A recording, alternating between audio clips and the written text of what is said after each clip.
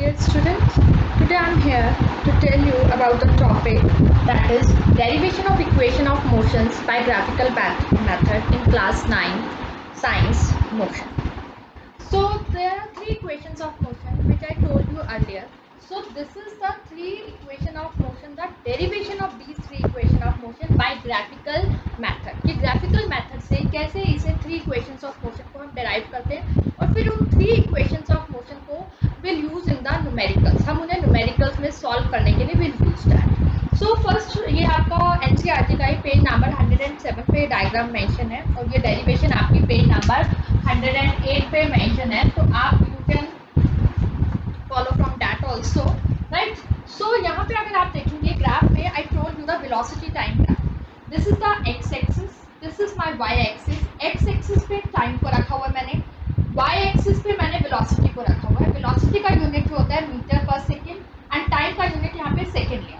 तो यहाँ पे ये 0 से a पे यहाँ पे कर्व स्टार्ट की गई है. वो इसलिए स्टार्ट की गई है कि यहाँ पे कुछ इनिशियल वेलोसिटी उसने कंटेन करी है, कुछ वो इनिशियल वेलोसिटी से चला है ग्रूव और फिर उसके बाद वो फाइनल वेलोसिटी पे आके रुक गया, तो ये आपका v हो गया. सो अगर हम देखा जाए तो ओ ई जो है वो v है, क्या small v, and O A is the small u. कुछ इनिशियल वेलोसिटी उसने चली, उसके बाद उसका कर्व इस तरह से हो गया यूनिफॉर्म मोशन की तरह का.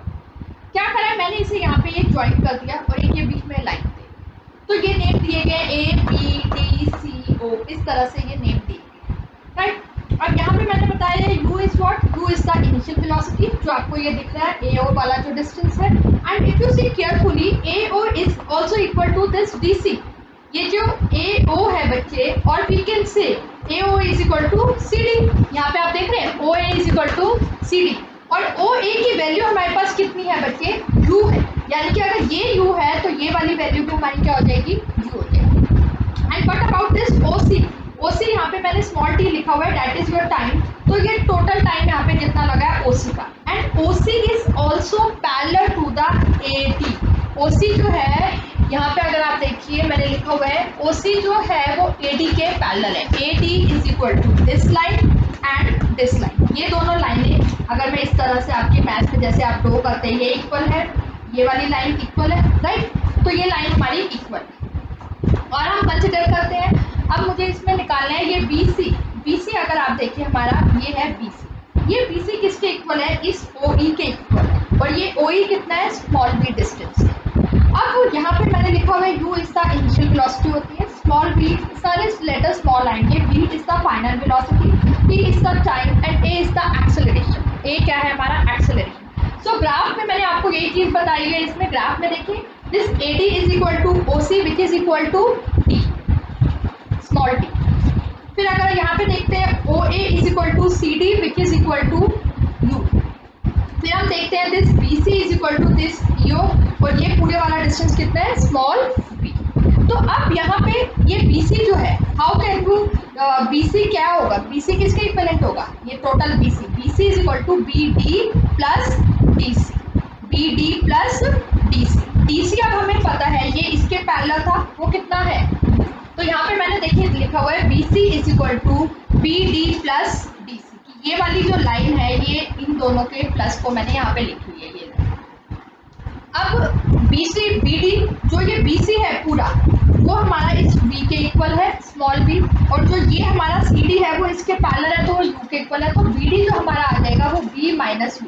जो ये वाली टर्म है सिर्फ ये वाली, ये हमारे पास क्या आ जाएगी, V माइनस U. अब from this velocity time graph, अगर हम इस वेलोसिटी टाइम ग्राफ को ध्यान से देखें, एक्सेलरेशन निकलता है. जैसे मैंने आपको बताया था डिस्टेंस टाइम का जो ग्राफ है वो वेलोसिटी या स्पीड बताता है, तो इसी तरह से जो वेलोसिटी टाइम के ग्राफ हैं they tell the acceleration, change in acceleration per unit time.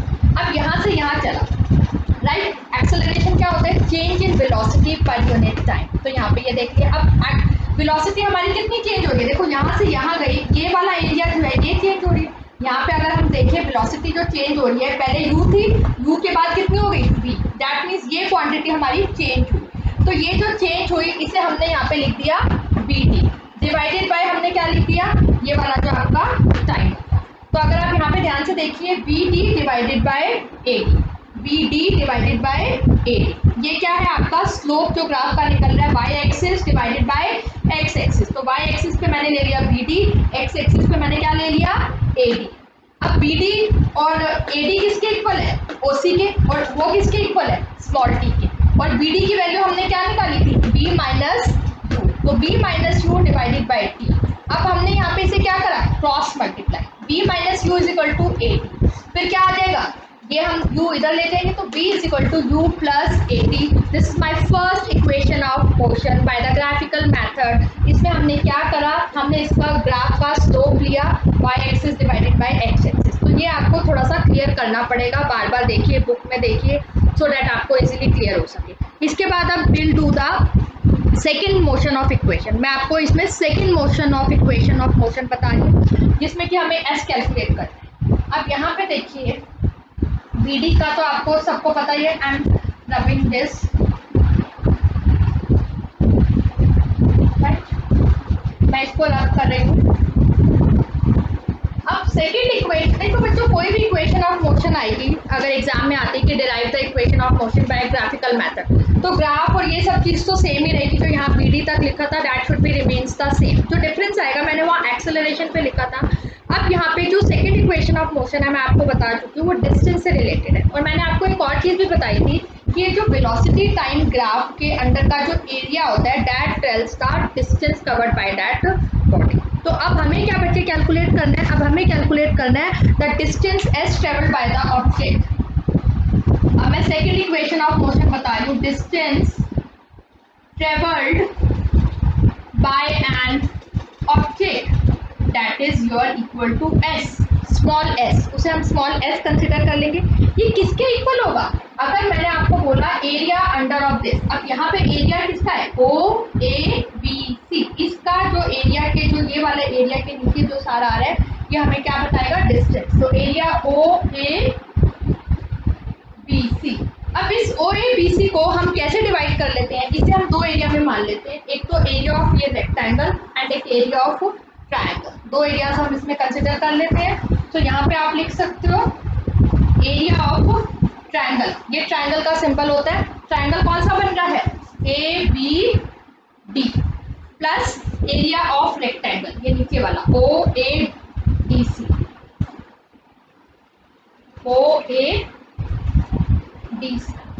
ठीक है, ये क्या है? This is the area of this rectangle.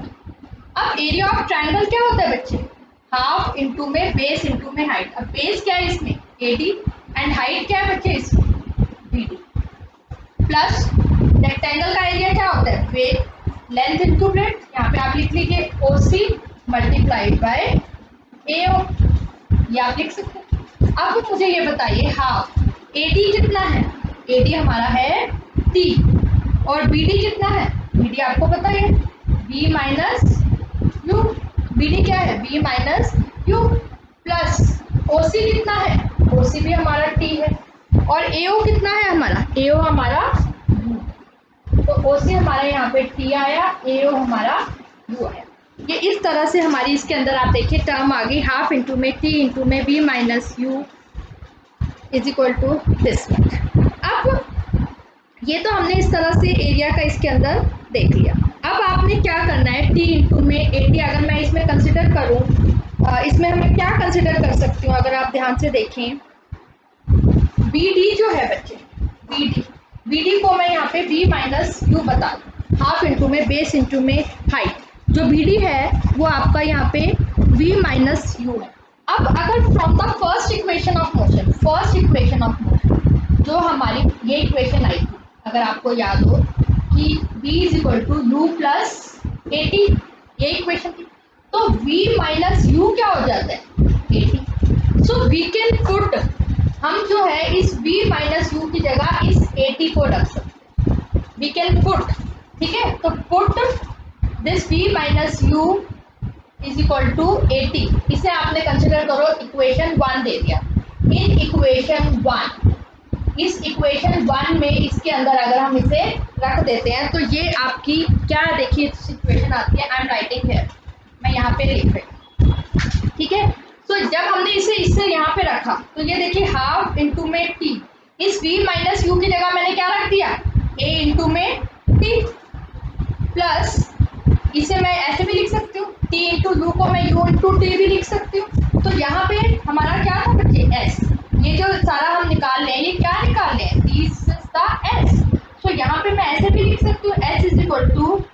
T plus half a t का square.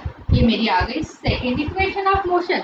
s is equal to, क्योंकि ए टी का स्क्वायर हो गया, मैंने यू टी को इधर लिया है, s is equal to u t plus half a t square. What is s? s is the distance covered by an object. What is u? u is the initial velocity. What is t? t is the time taken.